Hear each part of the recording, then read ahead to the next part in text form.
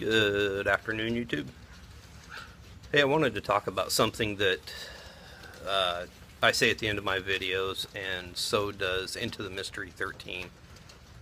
We both say love yourself. And I guess, how do you do that? That's one thing that neither one of us, I don't recollect, has talked about. I actually did make notes this time. So loving yourself, what does that mean? Why is it so hard to love ourselves? And how do we start loving ourselves? Those are three of the topics that I want to talk on. So loving yourself is basically being confident and comfortable in who you are. Your past is not where you need to live.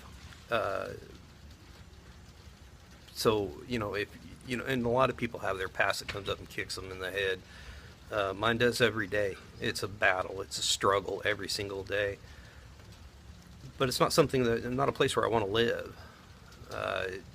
It's too consuming. It's way too consuming, and then it leads to negative thoughts and pessimism and all that crap. So it's being comfortable and confident in who you are. Now I'm learning to become more and more comfortable in who I am, and I'm building the confidence. So the other one I want to talk about is, why is it so hard to love ourselves? That's kind of a difficult one. And I think that stems from human nature. We need acceptance and approval by others, and we also need to know that it's okay to feel exactly what we're feeling.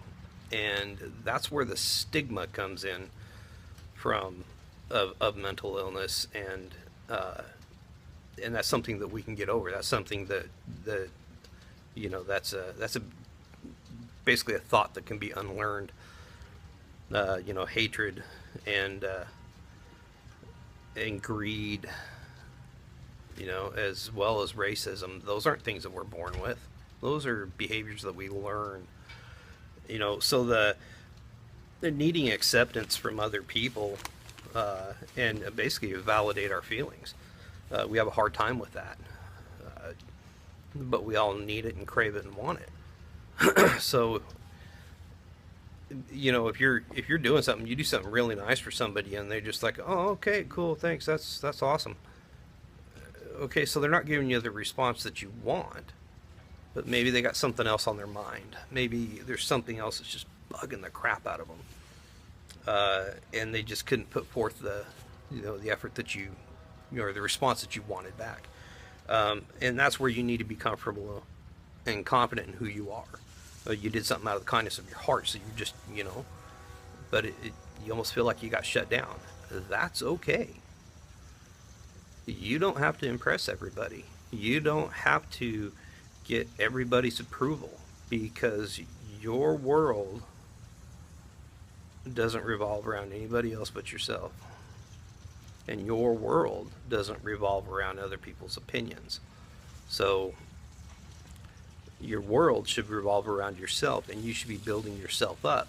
Your friends and your family should be helping you with that. They should be, or your partners. If they're not lifting you up, they're holding you down. I mean, think about that. In a relationship, boyfriend, girlfriend, doesn't matter. If you're in a relationship where you're not being uplifted and held to a higher standard, if they're not, like I said, they're not holding you up, they're holding you down. And that's period. So, and that sucks that we got to go through that. So the last one is, how do we start loving ourselves? Yeah, I had to think long and hard on this one. Well, it's a learning process, for one, and it can take a very long time. Very long time. And so you have to change your mindset, for one. You have to change your behaviors. You have to change your habits. And you have to try to be as positive as you possibly can. And you have to challenge yourself every day. So I'm going to keep this one really short. So you guys can pause that, rewind it, go back and look at it and see what's going on. Anyway, I love you guys and love yourselves, all right? See ya.